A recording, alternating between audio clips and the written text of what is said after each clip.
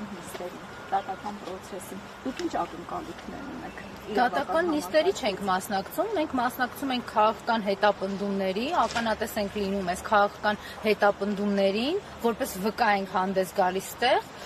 թույլ տվեք ասեմ, որ անկարողության եւ նաեւ որևէ հնարավորություն չունենալով այս ամեն ինչին խոչընդոտել, ուղղակի գալիս այսպես տեսնում ենք, թե ինչքան հեռուն կարող է գնալ նիկոլական ապարատը հայ ժողովրդին հաղթանակներ պարգևած անձանց նկատմամբ, որքան է Նիկոլ Փաշինյանը ատում ցանկացած պետականության հետ կապ ունեցող Հայաստանի պետական գործչի, այս դեպքում նախագահ Սերժ Սարգսյանին, որքան ինքը տանել չի կարողանում պետականությունը ու դրա համար իր ասած վնգստացող դատավորներով ստեղծել է մի համակարգ, Նիկոլա Ստրուկ համակարգ, որ իրեն ծառայում է այն աստիճանի անբարոյականության հասնող հրահանգներ կատարելով, որ պահին, որ այդ SMS-ի մեջ կլինի այդ անբարոյականության հստակ հրահանգը տրված։ Իրենք շատ պարզ մեզ բանաձև են առաջարկում, դրանից անդադար ցնցումների մեջ են ընկնում, որ ասում ես, բայց ըստ էության ճշմարտությունը հենց դրա մեջ է, դրա համար տանել չեն կարողանում։ Իրենք հայ ժողովրդին առաջարկում են հետևյալ բանաձևը։ Այն ընթացքում, որ իրենք Էրդողանի եւ Ալիևի մոտ կզած ծախում են հայկական պետությունը ինքնությունը, հայ ժողովուրդը այդ ընթացքում պետք է գոհ ու շնորհակալ լինի, որ նիկոլական բանդան օրինակ իրեն միայն հայոյում թիրախավորում է, որտեղ դրա փոխարեն կարող են նախընտրել ծեծի ենթարկել ու խոշտանգել։ Այն Հայաստանի քաղաքացիները, ովքեր ծեծի են ենթարկվում ու խոշտանգվում են, պիտի շնորհակալ լինեն, որտեղ նիկոլական բանդան կարող է ցանկանալ քաղաքական հալածանք կազմակերպել, ինչպես այս քաղաքական հալածանքն է կամ ինչպես օրինակ Սրբազանի վրա ահաբեկչություն կարելն է։ Եթե ահաբեկչություն են կարելում, էլի գոհ եղեք, որտեղ վերջո նիկոլական բանդան կարող է հրաման ունենալ ձեզ սպանելու։ Այս են բանաձևն է, որով իրենք մեզ ասում են համակերպեք, սա է ձեր գոյությունը, մենք մեր աթոռներից չենք գնալու։ Պիտի Մկրտչյան, երբ այս ձեր խոսքերը ասացիք ազգային ժողովի անդամից, ձեր միկրոֆոնը անջատեցին եւ տեղի ունեցան այսպես թեժ մարտեր, ձեզ հակադարձում էր ոնց ձայնից հասկացանք Ռաչա Հակոբյանը, ինչ էր մասնավորապես ասում, բացի Ռուբեն Ռուբինյանից, նաև Դալիքի ներսից էր ոնց որ Ռաչա Հակոբյանի ձայնը, ինչ էին ձեզ հակադարձում, հա, ձեր նիկոլական բանդայի այդ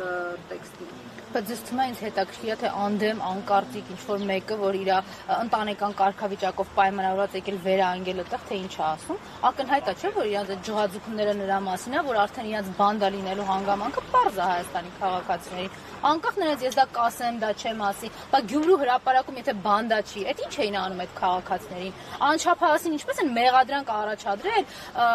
զանգվածային անկարգությունների համար։ Նիկոլը ասում էր իմ հոգին փառավորվում է, երբ որ դուք ոստիկան եք սատկացնում, երբ որ չգիտեմ մահակներ վերցրեք, փայտեր վերցրեք, ձեր ամեն խլած բանի ոստիկանից խլած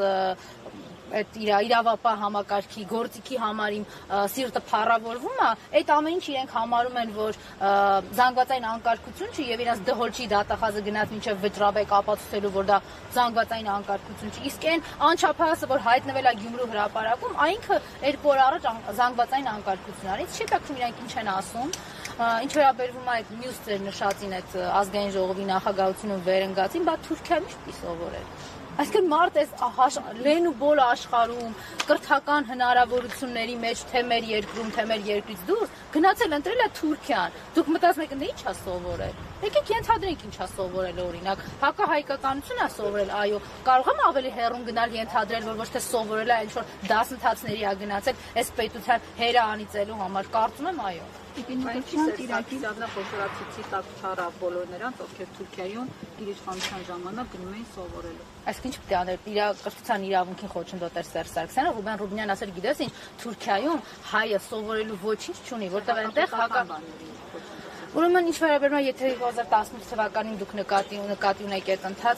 ընթացքի մասին ես շատ եմ խոսել, այն ճշմարտությունը, որ ասվում էր, լսելի չէր մեր հասարակությանը, իսկ այն հիմքերը մենք քաղաքական հետապնդումների որևէ մեկին չենք ենթարկել եւ Սերժ Սարգսյանը Ռուբեն Ռուբինյանին քաղաքական հետապնդումների չէր ենթարկել, օրինակ խոսքի համար բանտարկեր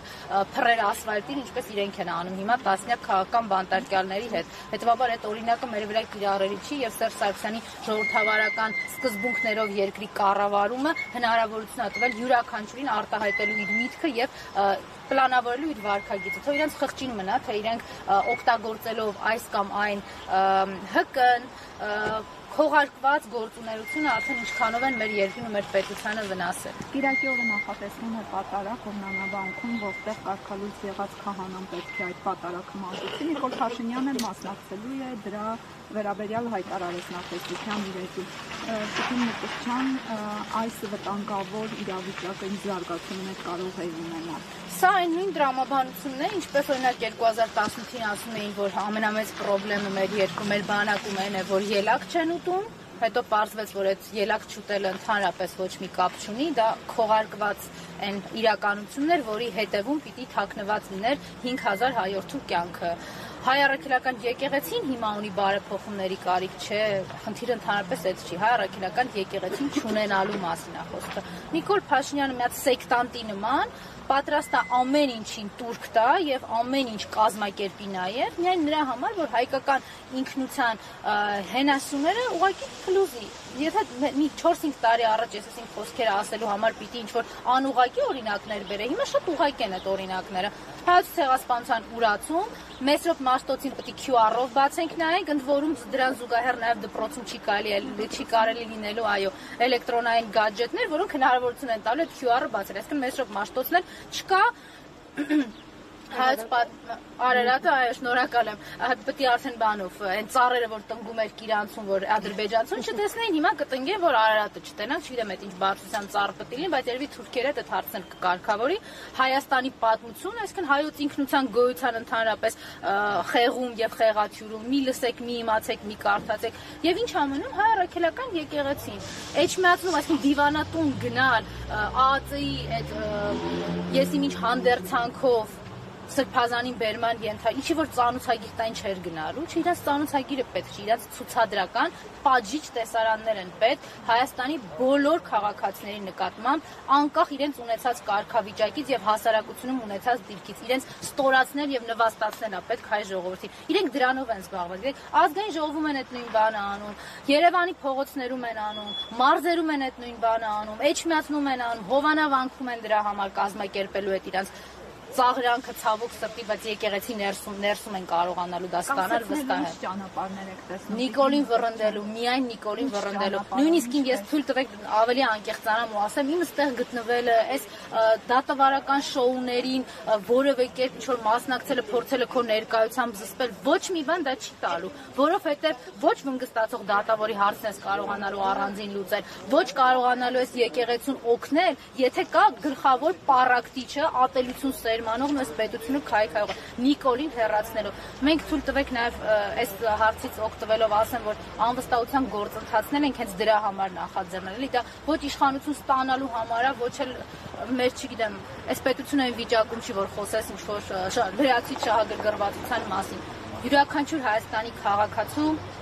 սուբյեկտիվ իրավունքն է եւ իրավունքներից ու շահերից է բխում ուղղակի Նիկոլի չլինելը, որովհետեւ պարզ բան եմ ասում, մենք հասել ենք այնտեղ, որ Նիկոլը պետք է չլինի, որ Հայաստանի քաղաքացու կյանքի իրավունքը ապահովված լինի։ Տիկին Մկրտչյան, շատերը մտավախություն են հայտնում, որ շուտով կարող է նաեւ վեհապարը կալանավորվի։ Ինչ է կարծում կգնան այդ քայլին մոտակա ժամանակում։